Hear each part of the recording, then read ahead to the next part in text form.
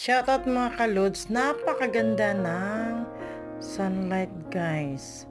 Nakuhanan ko yan sa 4th floor ng bahay namin. Napakaganda talaga, nakinalabutan ako sa nakita ko sa langit.